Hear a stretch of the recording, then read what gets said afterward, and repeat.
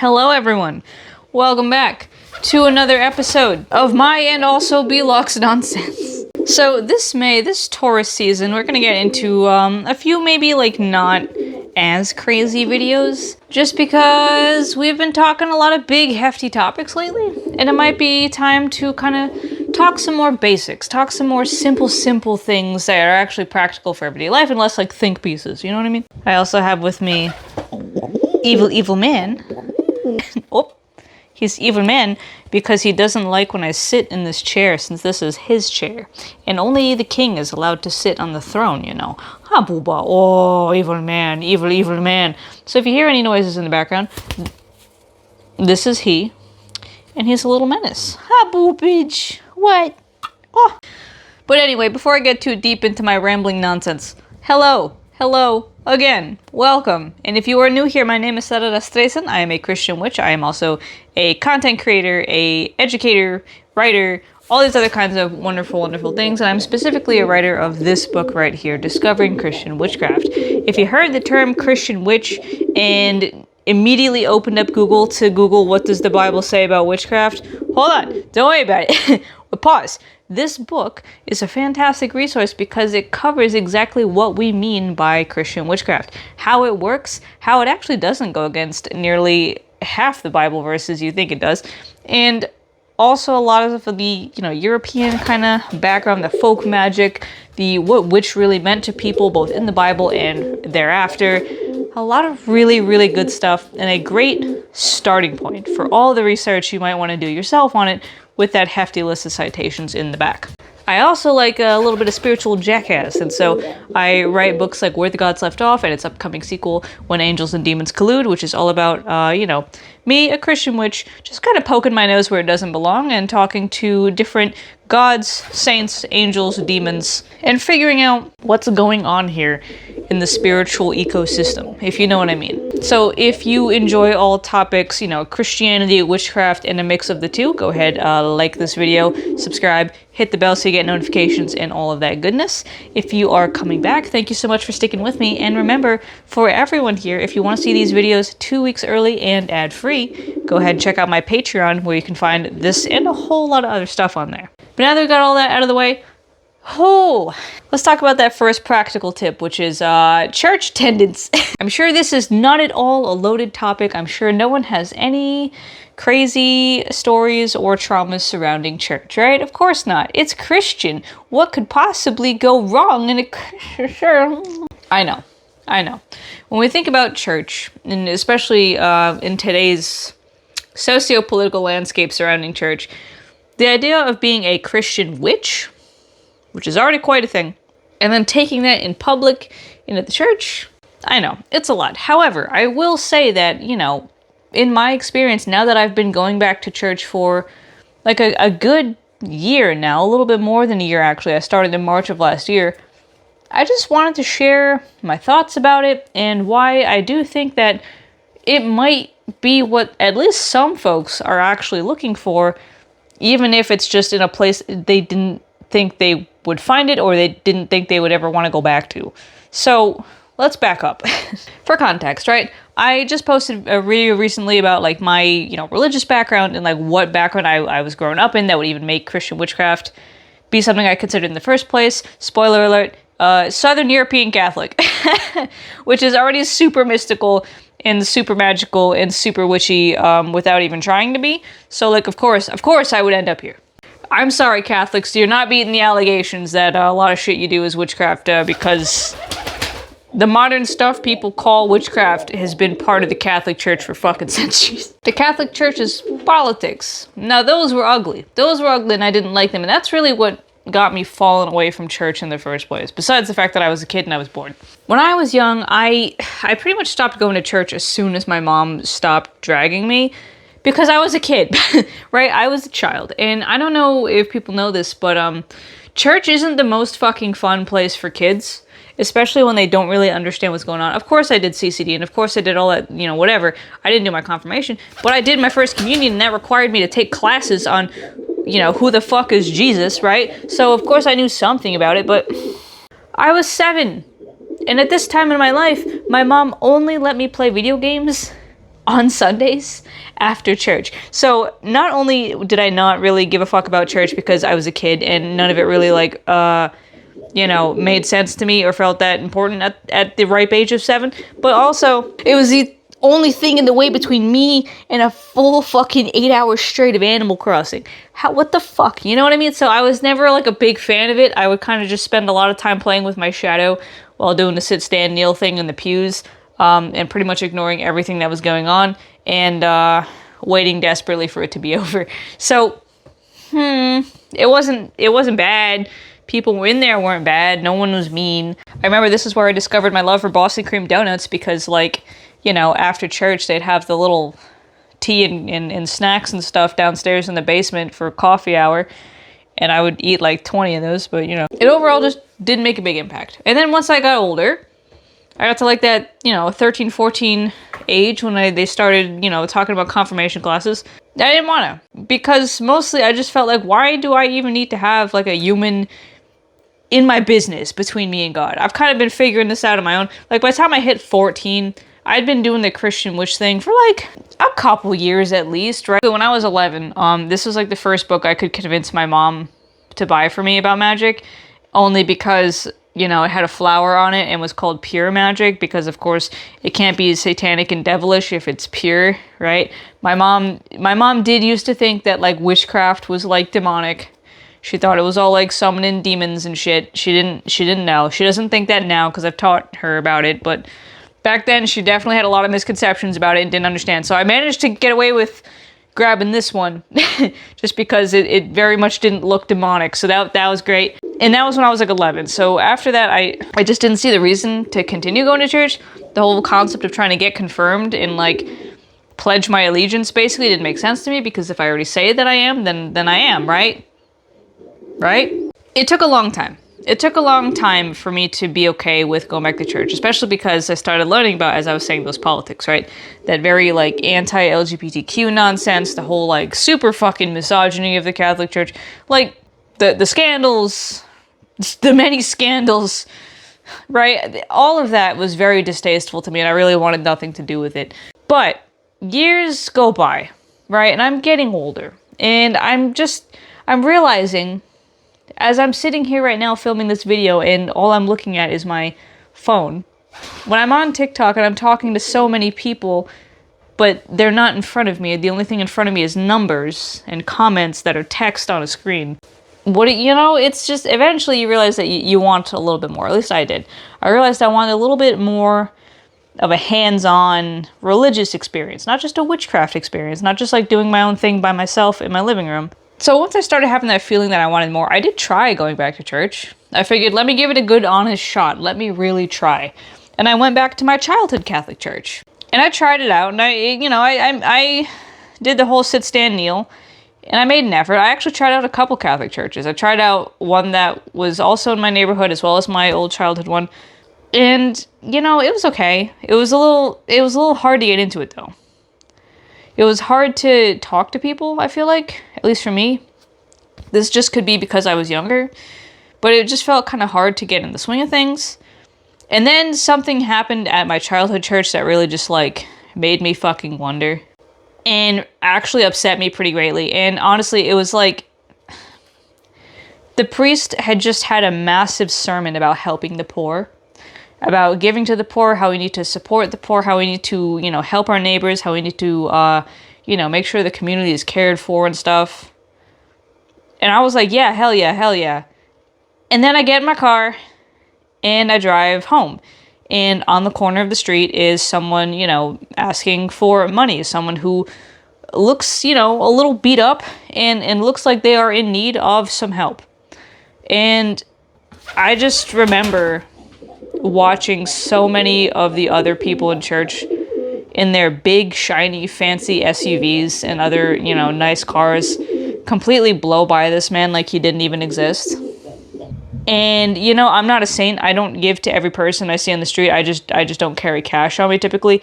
But around that time, I did have some cash and I gave that person some money. And he was like, did you just come from church? and like the light turned green, then I wish I could have said more. I wish I could have, clarified it. This meant I'm not giving just because the church tells me to. I'm actually still not giving for the right reasons. I'm giving because I'm pissed that no one else from the church did. But also, I'm giving because that's kind of the fucking point, isn't it? Of all of this. Pissed off enough to cry about it, like on the way home, where I was like, these fucking people, like I'd been catching a weird vibe from them the whole time, but that really just like solidified it to me. I'm like, this is a house full of hypocrites. This is a house, I don't feel it in here. I don't feel the spirit. I don't feel, this feels like a shell. This doesn't feel like a church. So that kind of killed it. That killed it. I didn't go to church for a long time after that. And then eventually, I met my friend Father Kyle, who is an Episcopal priest, and he suggested, well, hey, if you want to go back to church, the Episcopal denomination, that's a damn good denomination. It's basically like Catholic, right? Since all of those, at least the aesthetics and the liturgy were important to me, basically like Catholic. Why don't you try that out? So I said, okay, right? And then it still took me forever. It took me like a good year to actually like physically go to a church, mostly because I had 1,000,002 things going on and like life was just disastrous. But I eventually, what I did, I just looked up Episcopal churches in my area. I scoped them out. I looked at their websites to see what they were about, to see like what their ministries do, like do they do feeding ministries, stuff like that. I looked for ones that had online streaming services, which are really awesome. And the church I go to now, they had recordings of their sermons, their 10 a.m. services. So I watched a couple and I listened to what the priest was saying and I was liking what I was hearing and it looked cool. So eventually I decided to go. I decided to just pick my ass up and sit my ass in a pew and see what happens. And it was nice. It was nice. It was maybe because I'm older now, maybe because, I don't know, I've matured a little bit more from when I was like 14, 16, 18, 20. But it was like a really nice way to just kind of like meditate and vibe for like a good hour. And of course, the priests do know faces. The priests do remember their congregation. So if you're a new person coming to the church, they will see that and they will say, oh my goodness, hello, welcome, hi, because they're always looking for new members. They're always looking for people to come join the community. And that's what happened. The priest, basically, he, saw that I was a new person. He came out to greet me specifically after the sermon was over and talk and, welcome me to the church. It was really nice. After that, I made an appointment to just go talk with him one-on-one. I told him about discovering Christian witchcraft. I told him about what I do. And right away, he was like, oh, I know what you're talking about. Yeah. And it was funny. I showed him the book. He's like, oh, wow, you really read it, huh? Because it was a proof copy and, I was still editing it. I had all the tabs in it, and I was like, "Oh yeah, actually, I didn't just read it. I wrote it." And he was like, "What? You wrote this fucking thing?" Same thing happened after that. Priest left shortly after. They relocated because his wife got a different job. Episcopal priest can marry, by the way. And a new priest came in. I did the same exact thing. I talked to him. Right, I met one-on-one, showed him the book, and he also was like, "Oh, I did my entire final thesis on mysticism. I get it. Yeah, that makes a lot of sense." He didn't know a lot about magic, but he was totally open to learning, and listening, and he was not judgmental at all. He knew exactly what I was talking about with the mysticism. He got it. And they told me too, they're like, listen, you don't have to tell anyone in the church about the witchcraft part. That's totally up to you. But it looks like you're doing the stuff that is already part of the religion. So no problem for us. I didn't keep it a secret. I literally sent the book to one of them for him to check out. I very abruptly up front said, yep, here's what I do. This is what I'm about. And they were like, cool. So, hey, that's why it is funny. When people are like, does your priest know that you do witchcraft? And then I say yes. I say yes, because it's true, because all 3 Episcopal priests I've known, I've told about this. In fact, Kyle helped me figure out some parts of this book. And then they're like, well, they're not real priests because they're not Catholic or Orthodox. And it's like, oh, okay. Yeah, sure. Just keep moving those fucking goalposts, right? But that's kind of my story of how I got back into church. And going for a year, yeah, it is kind of what I was looking for, right? Do I have some hardcore, super tight friendships with anyone in there right now, even after a year? No, because I'm not that good. I'm just, as a person, I'm not that good at talking to new people, but they're there to talk. They're very friendly. And honestly, I hang around a little bit after each sermon for coffee hour. I grab a cup of coffee. There's one person that I regularly, chat with. But if people see you just kind of chilling there, they'll come up and talk to you. And they'll, make small talk. They'll ask about you. You'll have a nice conversation. It's great. It's nice. It's that human connection, right? It's that human face-to-face having a good time. And like just the whole hour ceremony, right? You know, you do an Old Testament reading, a Psalm reading, a Gospel reading, a New Testament reading, and then you do the prayers, right? You do the whole Nicene Creed, you do the prayers for the people, right? You know, praying for people who are sick, who are hurt, who are lost. You know, praying for Thanksgiving for people who are celebrating birthdays and anniversaries and all these other nice things.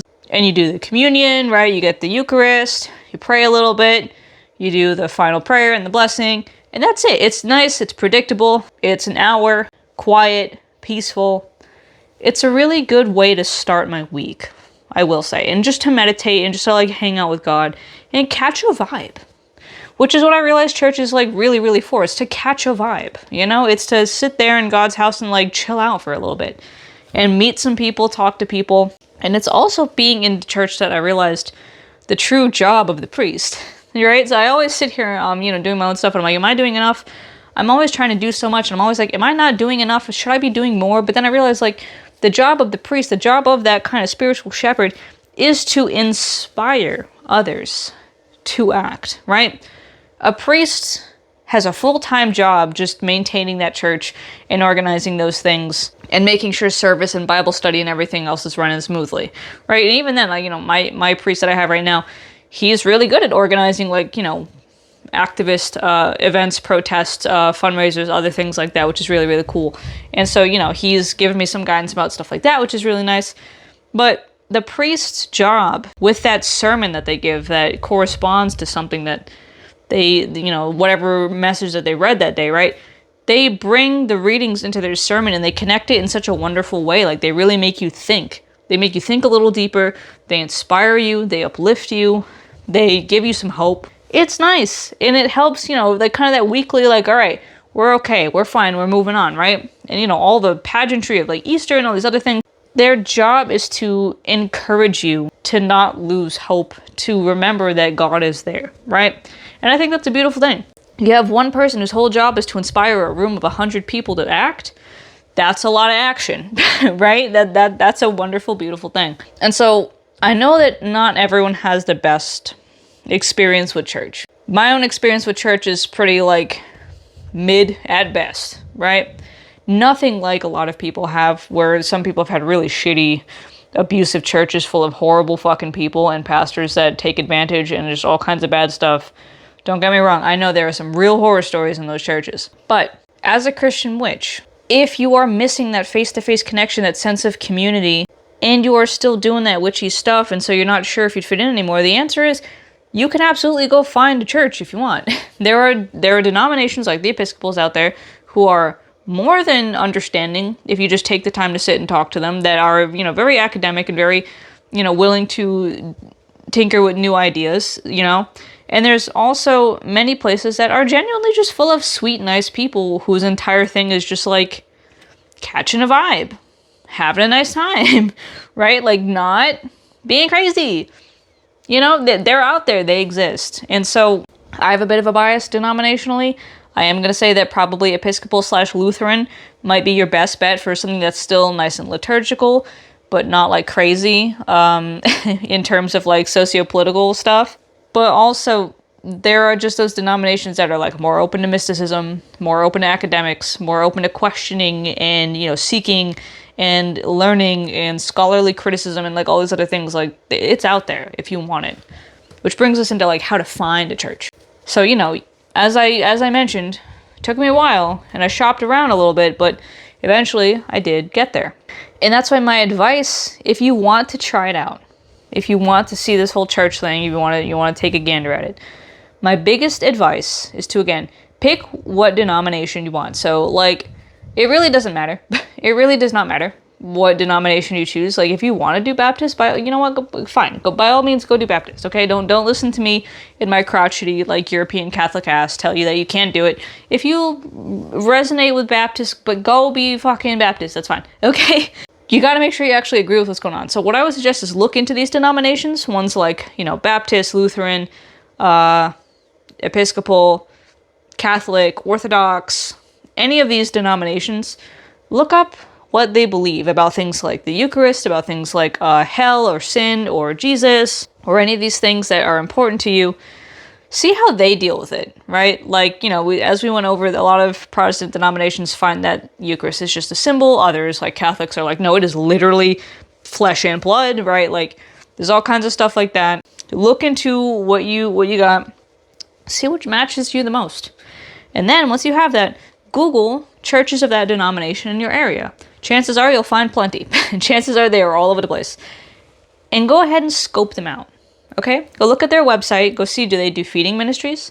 Do they do, any kind of fundraisers or anything to help people in need in their community, right? Like food drives, clothing drives, anything like that? Do they have like regular reoccurring, ways to help out, right? Like my church does a feeding ministry, feeds homeless people in our community every month, does community dinners every month, does community lunches every month. Like they do a lot with like trying to actually literally go and feed people and provide clothing to those who don't have clothes, especially over the winter. That's a sign that a church is actually trying to pool their resources into something useful. If it's a church that has like a giant fucking stadium and like a coffee cafe in the fucking church, like all these mega churches, no babe, that's not a church, that's an event stadium.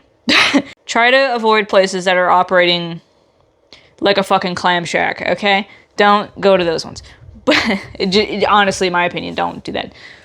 But try to find ones that value knowledge, right? Like my church, right when you walk in, you turn right to the left, there's an entire wall of books on all kinds of subjects, right? Like on, archaeological things, anthropological things, right? Topics like, being gay and being Christian, being a woman and being Christian, mystics, all kinds of psychological topics like death and grieving, like all kinds of great books on that shelf for people to check out whenever they just are sitting there chilling, want something to read, or, want ideas for things. You can even borrow them, really. So, look for places that value and encourage learning, reading, other things like that.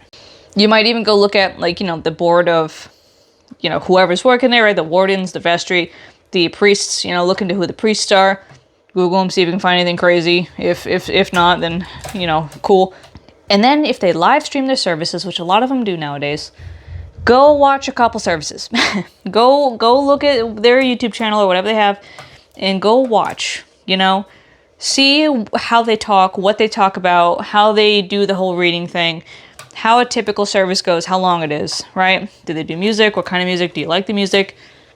Check that out first. And then maybe, before you physically go, be there for a couple live streams of the sermons, practice, the whole getting into it on a Sunday thing. And then when you feel confident enough, finally go find a way to take your ass physically to the church. And just there's no big to-do about it. Just come in, sit down, and wait for the sermon to start. And just honestly go ahead and do it like you've always been there. Do it like you've always been there. There's no need to be nervous. There's no need to be like, oh, I don't know. No. Just go in there, listen to the readings, listen to the sermon. Go if you, take Eucharist, go do that if you want. Otherwise, my church does a thing where if you don't want to take the Eucharist, some denominations, like you have to go to confession first, like Catholic, you can just cross your hands like this to get a blessing instead, and you won't get the Eucharist, so you can do stuff like that. Check it out, right? Go through the whole motion yourself, see how it feels. And if it's something that you like, by all means, go ahead and keep going. Come back the next week, right? Maybe you go to that coffee hour and chat with a couple people, or just kind of hang around, introduce yourself. That's fine. Catch a vibe. If it's not your thing, then at least you could say you tried it. And it's okay. I'm not saying you have to go to church. I am saying, though, that if you're looking for that kind of thing, church is a great way to do that. There's something about being out there in public that you're just not going to get in your own house by yourself. And that's kind of really a big thing about Christianity. Christianity was never meant to be solitary. Christianity was always meant to be communal, done with other people, in a big togetherness, right? The church is not just a building. The church is a body of believers. Every single believer is part of the body, right? So it's a communal thing like that. And earlier when I said that, yeah, confirmation, what do I need other people to do that for me? Well, no. Confirmation, it's a ritual. It's a ritual. And it's a ritual that, in the Episcopal Church, you get literally anointed with cinnamon oil. You have a bishop that lays hands on you and confers a blessing of the Holy Spirit upon you. And for a Christian witch, that's a big boost in your magic capacity, but also a big boost in your spiritual capacity. So it is something cool to do. It is something fun to, engage in as a ritual, as an act of magic. And the whole thing just makes you feel a little bit more involved in the actual faith part of Christian witchcraft rather than just the craft part. I think if you have any kind of church trauma, that finding a church on your own terms, if that's something you miss, finding a church on your own terms of whatever denomination you want really can help with that and can give you back some of that community you might have been missing. And if not, and again, if church isn't your thing, maybe you yourself go and start your own thing, your own circle, your own group. Maybe, go to your local metaphysical shops and, ask around and see if anyone would be interested in first virtual meetups or public meetups in a coffee shop or something like that to just kind of discuss faith, to discuss spirituality and things like that. It might be something really, really interesting. It might be something really, really cool to do that as well. I just want y'all to know that you don't need to be afraid of church. You don't need to feel like because you're a Christian witch that you're barred from church. If you want to go, by all means go. Go and hang out with the people, talk to them. And every little bit, if you get more and more involved, more and more people talk to you, right?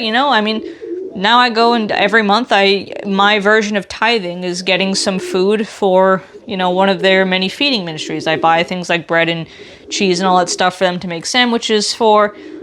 Stuff like that. I've also been signing up to do the little coffee hour help where I just kind of set it up and put out some cream and maybe bring some cookies or something. And, people are happy to see that you're participating. They're just happy to see that you're there. And then, all of a sudden I've got a bunch of people talking to me because they're like, holy shit, these cookies are good. Where'd you get them, right? Stupid little things like that just make it feel like you're part of an actual community and not just sitting here in your house with nothing but a screen to connect to the rest of the world with. You know what I mean? It's worth checking out. So I just wanted to drop that here, and I will see you guys next time for another topic that is a little bit more holiday based. But until then, I hope this is helpful. I hope this gives you something to chew on, and I'll see you next time. See ya.